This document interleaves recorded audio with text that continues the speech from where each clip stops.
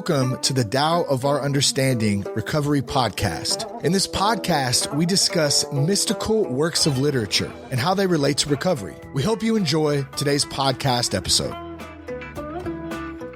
Hello, this is Buddy C. Welcome to the Tao of Our Understanding Recovery Podcast. Good to have everyone today. Today we have, so far, Lori and Brian and Lou and Oscar and Scotty. Good to have you guys. Today we'll be talking about the 39th verse of the Tao Te Ching and how it relates to recovery. We're all either in recovery or we are in Al-Anon, which is a form of recovery too. We have different addictions, but we have found a common solution. And for me, that common solution is surrendering to what is, when you get right down to it. If I can accept the moment as it is, whatever issue I have does not seem as difficult or as controlling. And then in that moment, in this moment, if I can turn my thoughts to how can I be helpful in this moment,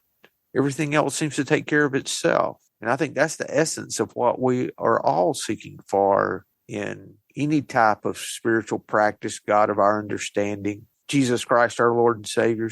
Same motivation, same desire, if you will, is to be content in this moment. Yes. And so we talk about the Tao Te Ching. If you're new to the podcast, the Tao Te Ching is a book that was penned, they say by Lao Tzu, but Lao Tzu could have also been, it's a name of a teacher, so it could have been by a group of individuals, all, I think, 300 or so BC in China. If in the West, as a lot of us were raised with a Bible in the house or know what the Bible is, or at least something to do with the Bible, it would be the Tao Te Ching if we were in China. It's the second most published book around the world. Just only the Bible's been published more than the Tao Te Ching. So that kind of puts it in relation. And what I find in the Tao Te Ching is just simplistic thought that leads me towards surrender. Things like the master does their work, then they let it go. And in letting it go, it makes it stay. If what we're learning about recovery is not, or spirituality for that matter, we talked about this last week, and I thought it was really good, and I've thought about it a good bit. That idea that if we said a 3-year-old, but let's say a 4-year-old, if a 4-year-old can't comprehend my perception of spirituality, it's too complicated. If a 4-year-old cannot comprehend my idea of what compassion is, it's too complicated. And what I'm learning in recovery is that things get simple. They get more and more simple. It's not like we start talking on a higher level and it's like we're in a graduate program or something. It's not like that. It's the reverse, really. My son used to ask me about spirituality. I said, I gave up trying to figure all those things out. All I know is if I'm kind to you, my life is better. A 4-year-old can understand that. Okay, any announcements or helps of any kind? BuddyC.org has a lot of things there. There's even a list of podcasts. If you go to the resources, I've got a list of podcasts there that some are recovery related, some are just spiritual podcasts, some Zen podcasts too that I enjoy. There'll be some good resources there for you. Daily devotion and other things that you can sign up for that's free. Everything there is free. Let's see. Start with 39 today, which I make the practice of not reading beforehand so that we can see what comes out of it fresh. Oscar, I'll get you to read the Jonathan Starr for me, if you would, please, sir. Yes, of course. It's a long one. From ancient times till now, the One has been the source of all attainment. By realizing the One, heaven becomes clear, earth becomes still, spirits gain power, and hearts fill up with joy. By realizing the One, kings and lords become instruments of peace, and all creatures live joyfully upon this earth. Without the One, heaven has no clarity and would crack.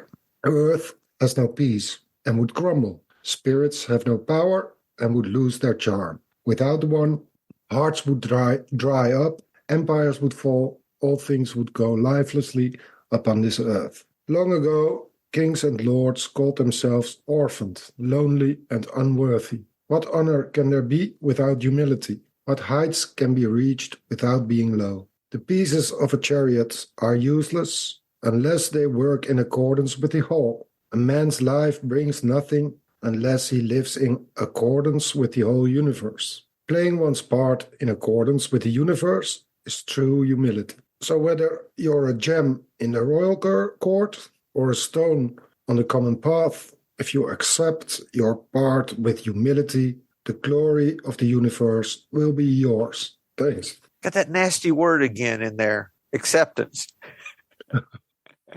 I hate that word. That should be a 4-letter word, but it's not. It's a 7-letter word, 2, 4, 6-letter word. All comes back to acceptance, doesn't it?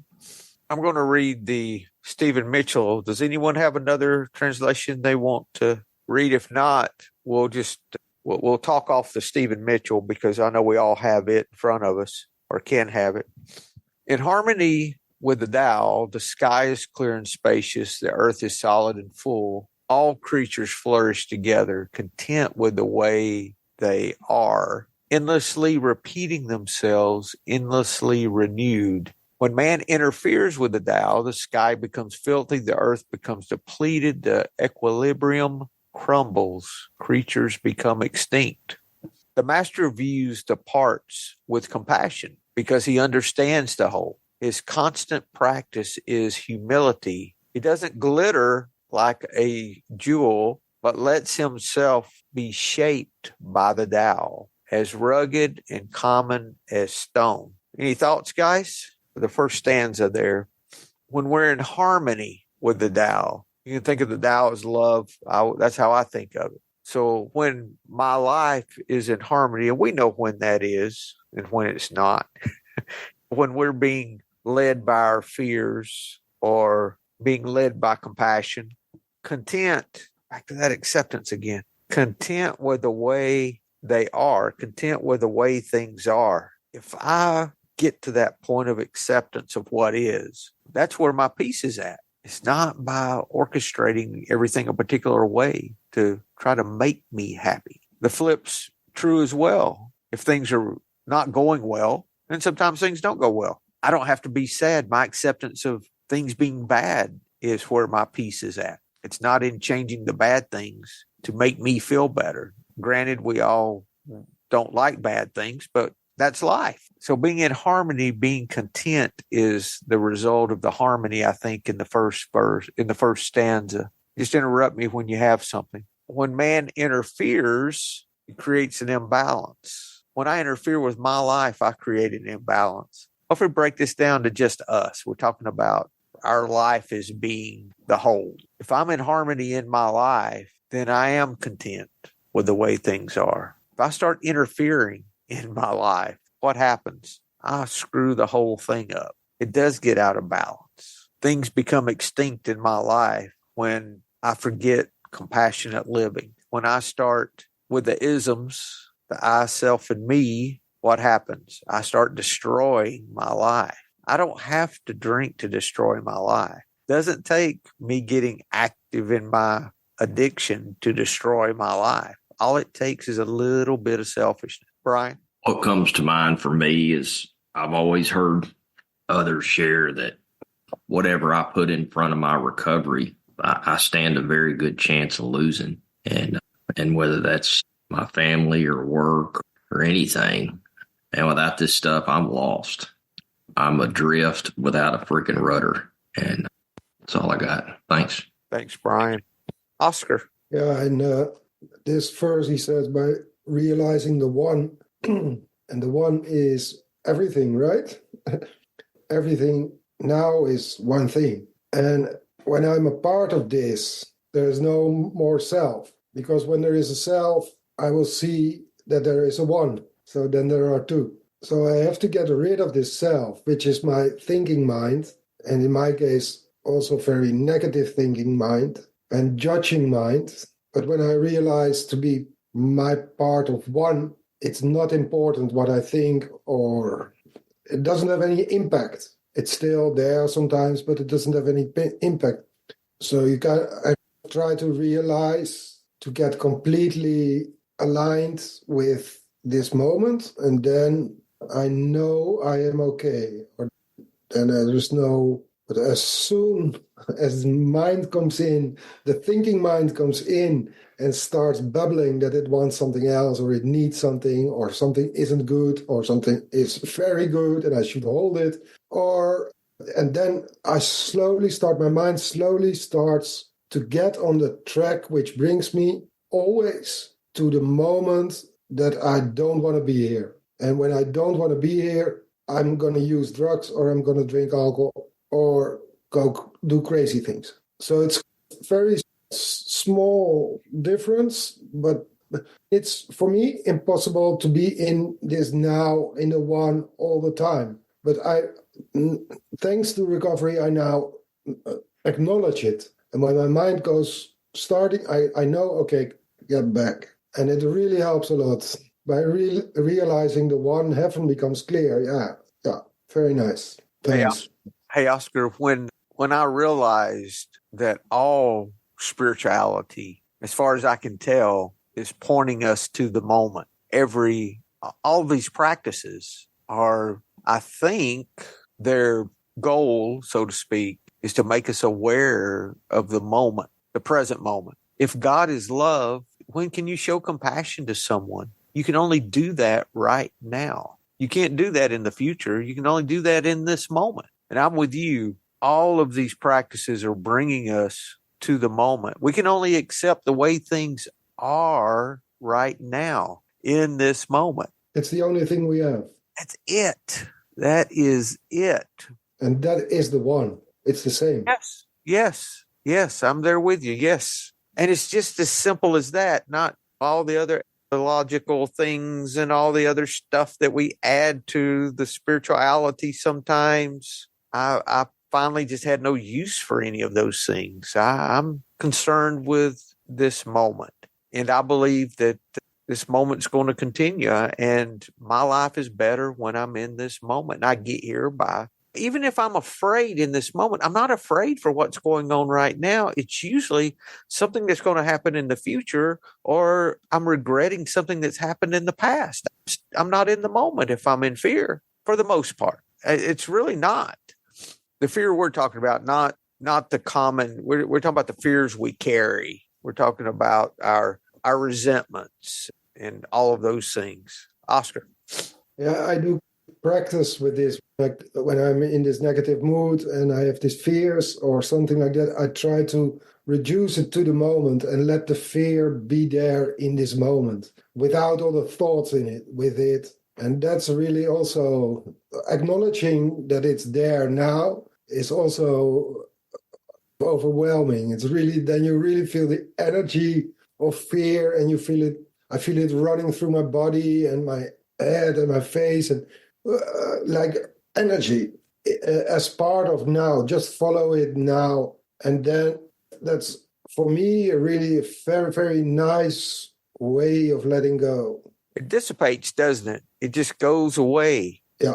It does for me. If I'll sit with it for a moment and drop all those other things that we attach to it. Lou. One of the commentators, the notes that I read on this page, was talking about how oneness, or the Tao, dwells in the noble. It dwells in the humble.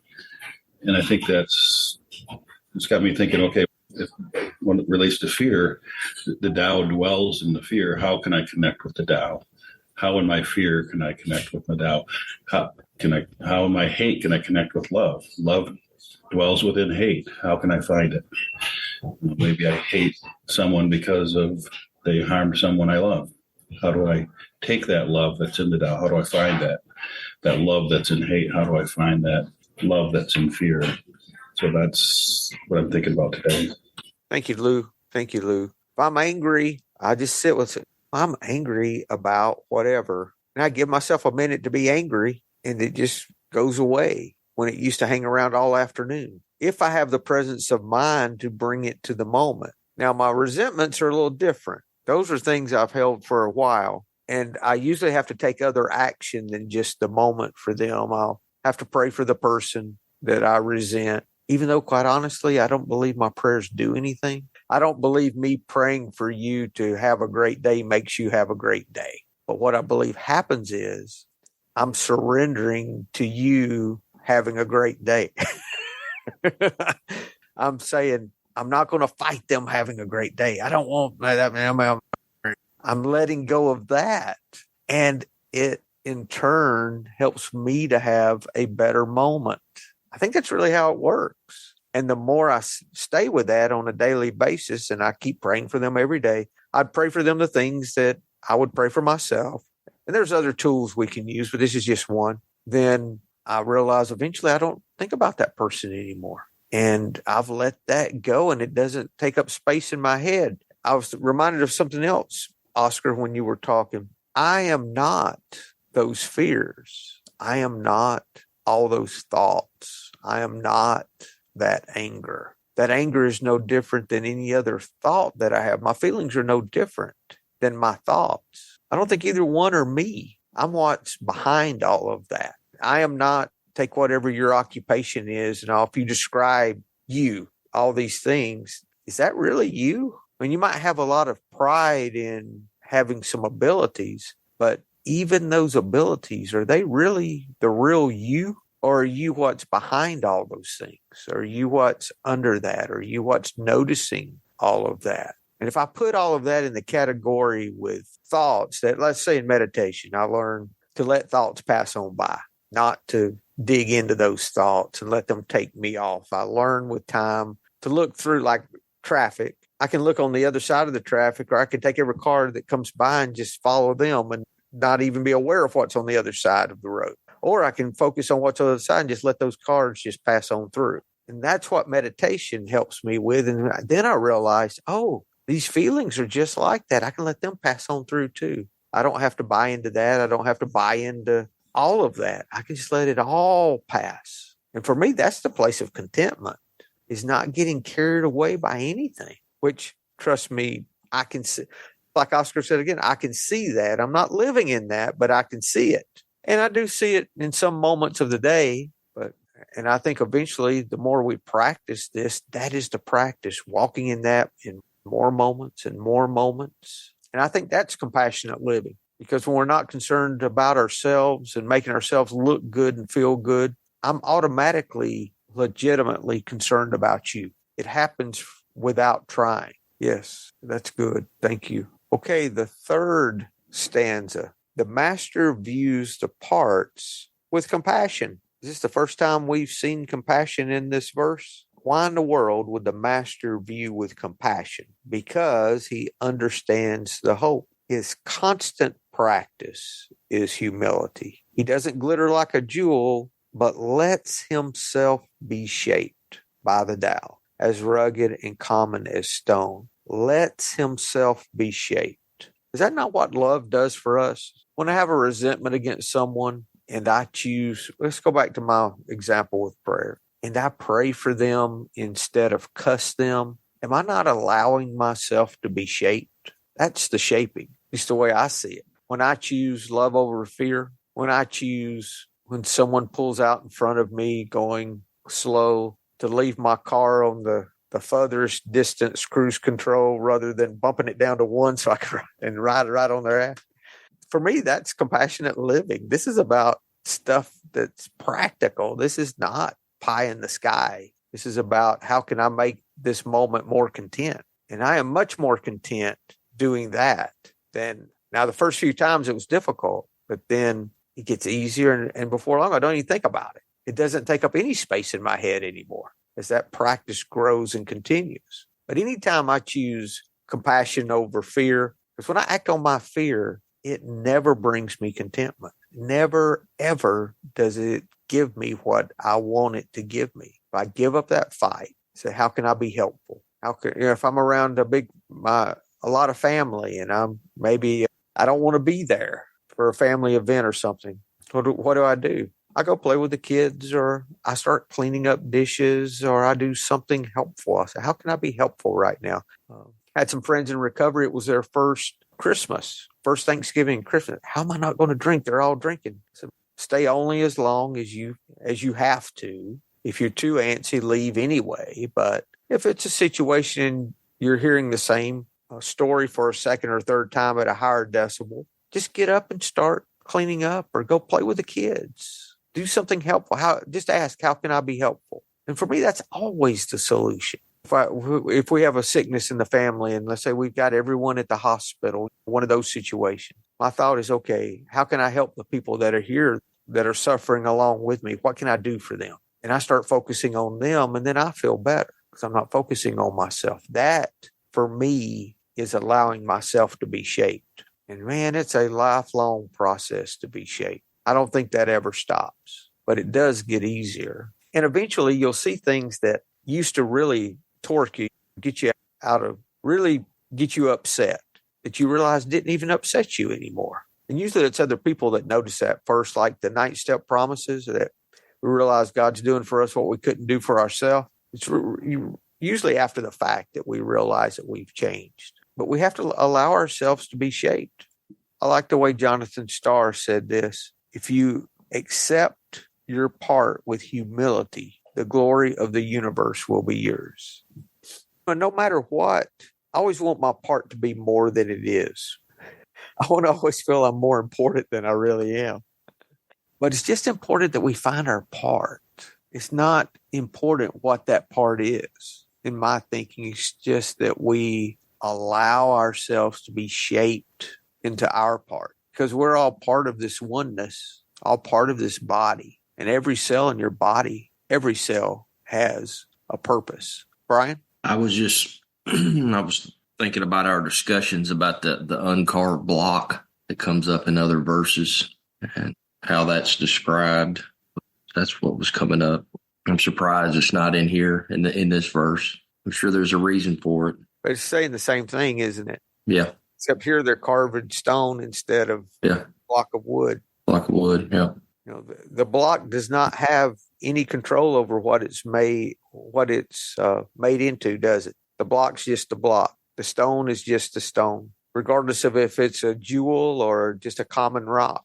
It has no control over how it's used or if it's ever used. That's that surrender, that letting go, that willingness. This is the third month. This is March 2nd. And in recovery or in AA, we talk about the third step in the third month. So turning our will and our life over to the care of this power that we don't understand, or just letting it go to what is, really. That's what this is talking about. Am I able to be shaped? That's the real question. Am I willing? And the humility comes from knowing that you're not the one that's doing the shaping.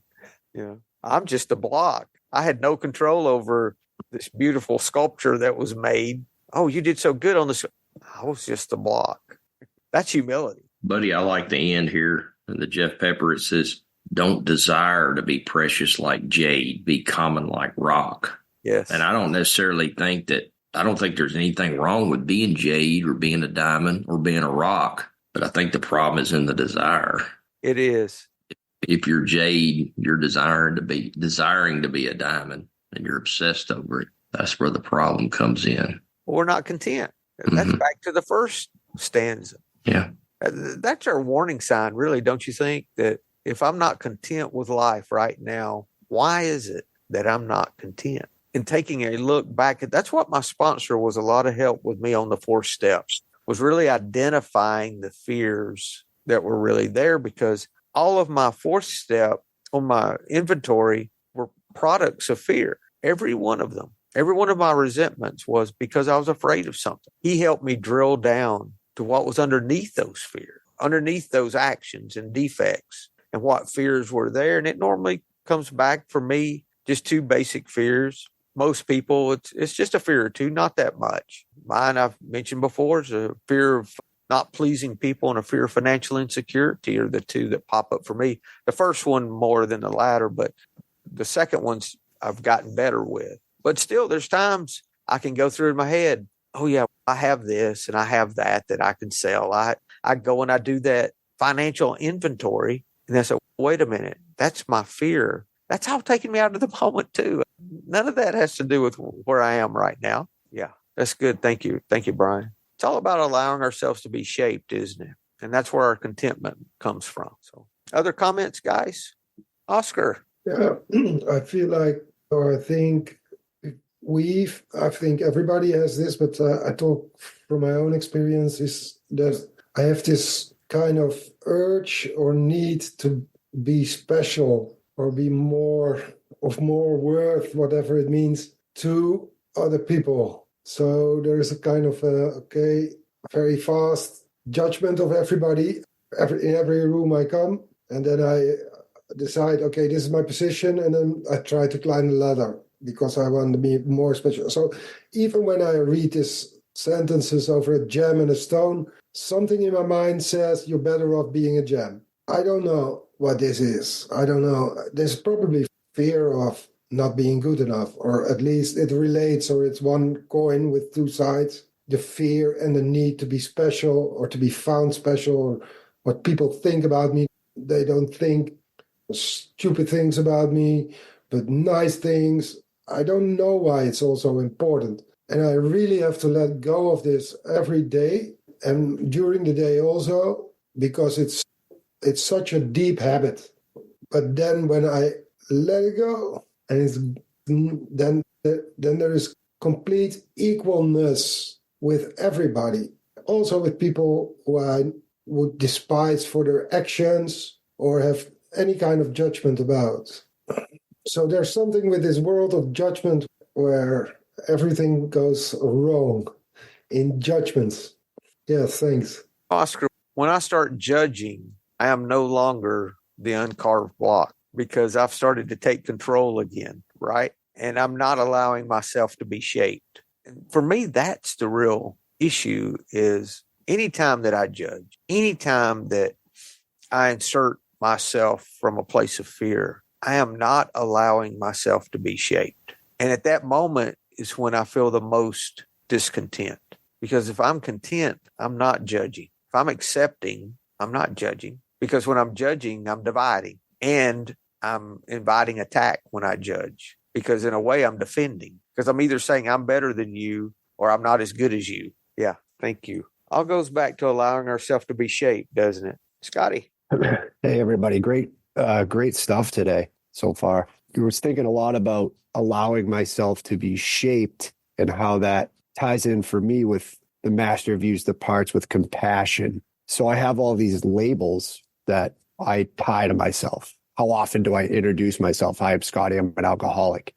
And then I'm a father. I'm a husband. I'm a business owner, an American, all these other labels that like I identify myself with. And then there's all the internal things, my fears, my likes, my dislikes, what gives me peace, what distracts me. And all that stuff ties into like my character defects. And when I came into recovery, I immediately clicked with when Bill Wilson talks about the idea of becoming the hole in the donut. Like, what's going to happen to me? I'm going to lose my identity. Because at the end of my drinking, that was it. I wasn't going to give up the one thing I had left. That was booze. And I was afraid of becoming something I didn't know or losing what I thought I already was. But what I found out here is that I get to be shaped if I make a decision to turn my will and my life over to something that I don't understand. If I'm willing to let go of the illusion of what I think I am and who I think I am, and let go of those labels that I carry around with me and let go of the fears that I let dictate my life, then I get to find out about the real me, about what I really am. Because the truth is, none of those parts identify the real me. If I can understand the whole, if I can understand everything else put together is a completely different picture than focusing on each individual part of who I think I am. And then being shaped, I don't glitter like a jewel, can mean that I don't try to put on illusion of something that I'm better than I'm not, or even some walking around, because for a long time, I really hated myself, that I was a piece of shit. And that's the same thing, carrying around a false illusion, portraying to other people that I suck, because that's what I told myself. If I let the Tao shape me, or love, or the God of my understanding shape me and dictate my behavior, then I get to find out a whole new set of circumstances that I get to live through without having to decide what I like and what I don't like. The freedom to find out is a whole new experience for me. So thanks everybody for being here today. Hey, Scotty, I was thinking about something when you were talking.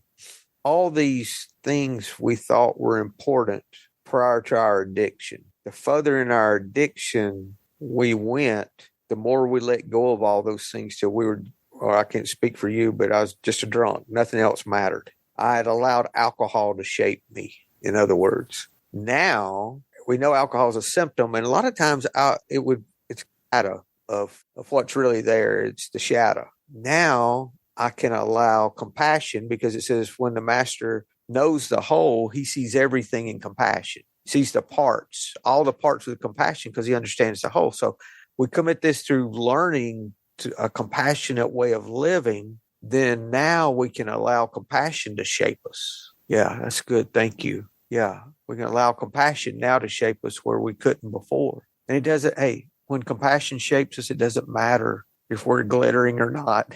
It doesn't matter what we're shaped into because we're content regardless. That's why we can be content when bad things are happening. We can accept the unacceptable. And on the flip of that, for me, what is even more dangerous than accepting the unacceptable is accepting great success can be more damaging to me than it is having great loss. It's about learning to accept the moment as it is right now and allow ourselves to be shaped. Yeah, that's good. Thank you, Scott. Any other comments, guys? Good conversation today. Y'all have a great week, and hopefully we'll see y'all next week.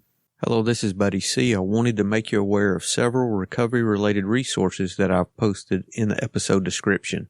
These resources include a list of recovery podcasts, a free sober meditation app, daily recovery email, shared Google recovery calendars. Hope you put some of these resources to use and have a great week. Thank you for listening to the Tao of Our Understanding Recovery Podcast. If you enjoyed this episode, please share it with your friends in recovery.